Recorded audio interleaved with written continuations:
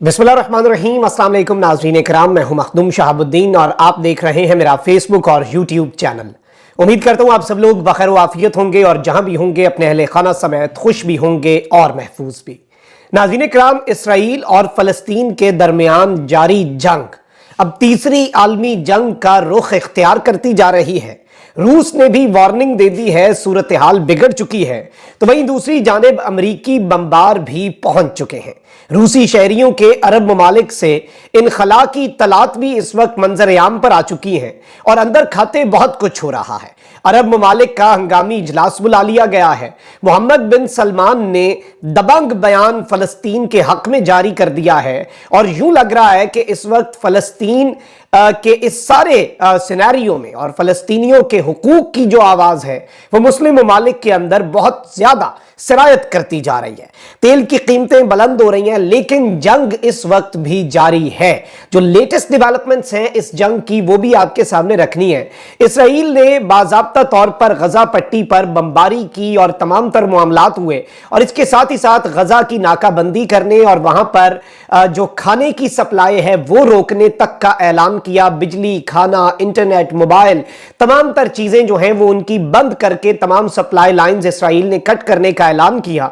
और अब हमास की जानिब से यह चीज भी सामने आ रही है कि हमास के पास इस वक्त हॉस्टेजेस हैं, हमास के पास इस वक्त इसराइली यरगमाल हैं और जाहिर बात है कि वो एक ऐसा नुक्ता है जिसकी वजह से इसराइल कोई बहुत बड़ा ऑफेंसिव मैयर जो है वो लेने से पहले सोचेगा, क्योंकि इसकी लेवरेज हासिल करेगा हमास। और इस सब में अगर तो ये जो कट डाउन है ये इसी तरीके से रहता है तो इसमें हमास की जानिब से मौक़िफ़ ये आया है कि फिर जो यरगमाल है उनकी जिंदगी, अगर हमारी आपने इसी तरह से सप्लाई लाइंस कट कर दी, आपने खुराक, पानी, बिजली, तमाम तर चीजों को बंद कर दिया तो फिर इसके बाद हमारे पास और ऑप्शन नहीं रहेगा। एक जानिब तो यह है, वहीं दूसरी जानिब इसराइली वजीर आजम नेतन्याहू ने फलस्तीन में हमास और लबनान में हिजबुल्लाह के खिलाफ भरपूर ताकत के साथ कार्रवाई का ऐलान कर दिया है।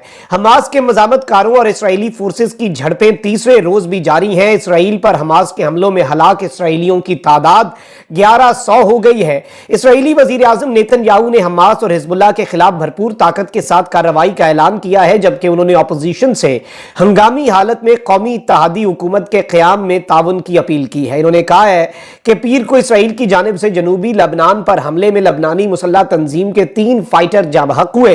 बरतानवी खबर रसाई एजेंसी रॉयटर्स के मुताबिक हिजबुल्लाह ने भी इसराइली फौजियों की चेक पोस्टों पर गाइडेड मिसाइलों से जवाबी हमले किए, जिसमें 2 इसराइली फौजियों के हलाक होने की तलात है। दूसरी जानिब इसराइल की जानिब से गजा में फजाई हमले जो हैं उनका सिलसिला जारी है, जिसमें अब तक 704 फलस्तीनी शहीद हो चुके हैं। इसके अलावा इसराइली वजीर दिफा ने गजा की मुकम्मल नाकेबंदी का हुक्म भी दिया है। बिजली काटने, खाने पीने की अशिया और ईंधन की सप्लाई रोकने के अहकाम जारी हैं।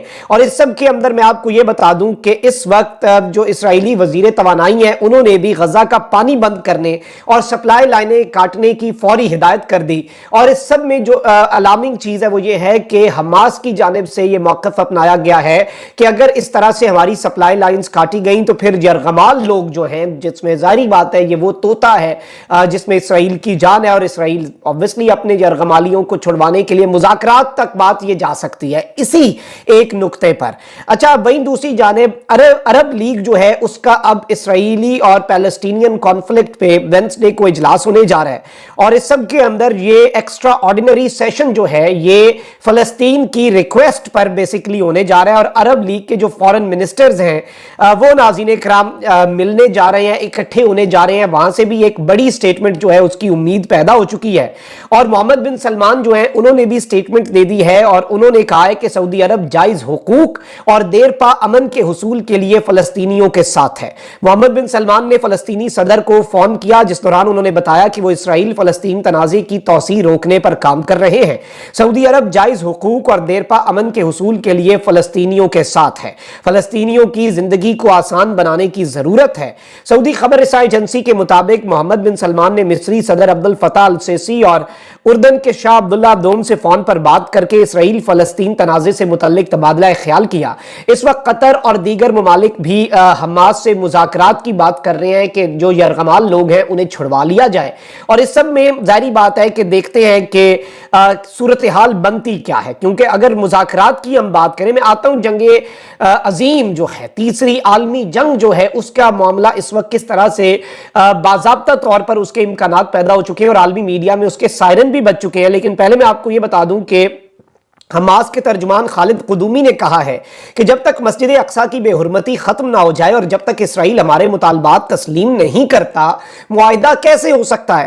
حماس کے ترجمان کی جانب سے جاری بیان میں کہا گیا ہے کہ عالمی برادری نے اسرائیلی مظالم کے خلاف ہمارا ساتھ نہیں دیا، دنیا اب ہوش میں آئی ہے جب اسرائیل کا نقصان ہوا۔ ترجمان نے کہا کہ ہم اپنی آزادی کے لیے جد و جہد کر رہے ہیں اور ہم نے اسرائیل کے جرائم سے دنیا کو آگاہ کرنا ہے۔ القسام بریگیڈ کے مطابق سینکڑوں اسرائیلی فوجی حراست میں ہیں۔ ترجمان حماس خالد قدومی نے کہا کہ معاہدہ کرنا ہوتا تو ہم 70 سال میں پہلے ہی کر لیتے، جب تک مسجد اقصیٰ کی بے حرمتی ختم نہ ہو جائے اور جب تک اسرائیل ہمارے مطالبات تسلیم نہیں کرتا کوئی معاہدہ نہیں ہو سکتا۔ ترجمان نے کہا کہ مقبوضہ علاقوں میں 22 مقامات پر ہم جد و جہد کر رہے ہیں اور ابھی اسرائیلی حراست کی تعداد نہیں بتا سکتے، کیونکہ ظاہری بات ہے کچھ پتے انہوں نے بھی اپنے ابھی سینے سے لگا کر رکھنے ہیں۔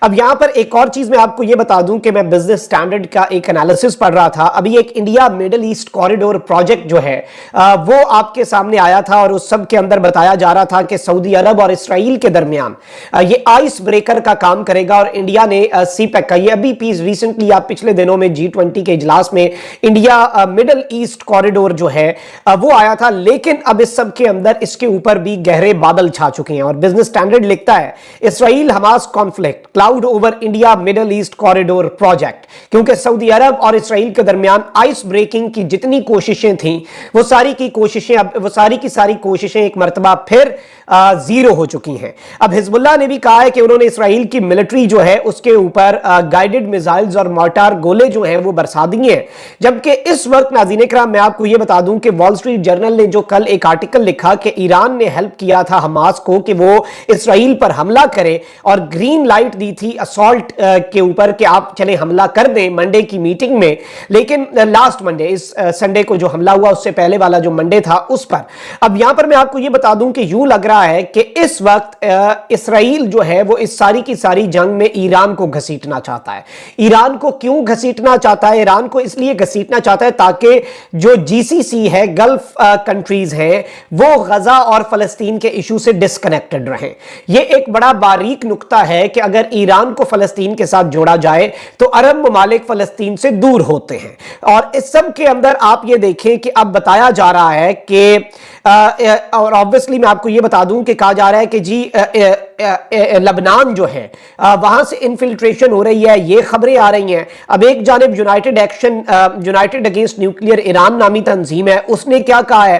اس نے کہا ہے کہ جی اس وقت IRGC کے ٹارگٹس جو ہیں ایران کے اندر انہیں اٹیک کرنا چاہیے، اسرائیل کے حملے کا بدلہ لینا چاہیے۔ IRGC کیا ہے؟ اسلامک ریولوشنری گارڈ کور، جو سپاہ پاسداران انقلاب ہے، ایران کی فوج ہے۔ اچھا، اس کے ساتھ ہی ساتھ الجزیرہ کیا لکھ رہا ہے؟ الجزیرہ لکھ رہا ہے Netanyahu is drawing the US into war with Iran. The Israeli Prime Minister's persistent obsession with the Islamic Republic may finally drag the US into another disastrous regional war.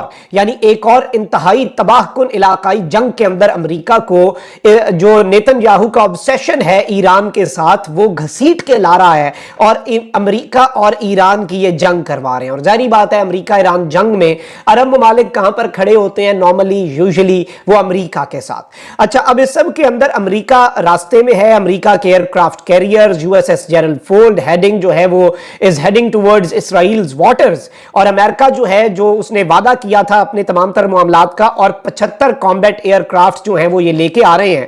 اور اس سب کے اندر بتایا جا رہا ہے کہ اس سب میں جو ڈونلڈ ٹرمپ کی سٹیٹمنٹ بڑی عام ہے۔ ڈونلڈ ٹرمپ کہتا ہے کہ World War III is coming.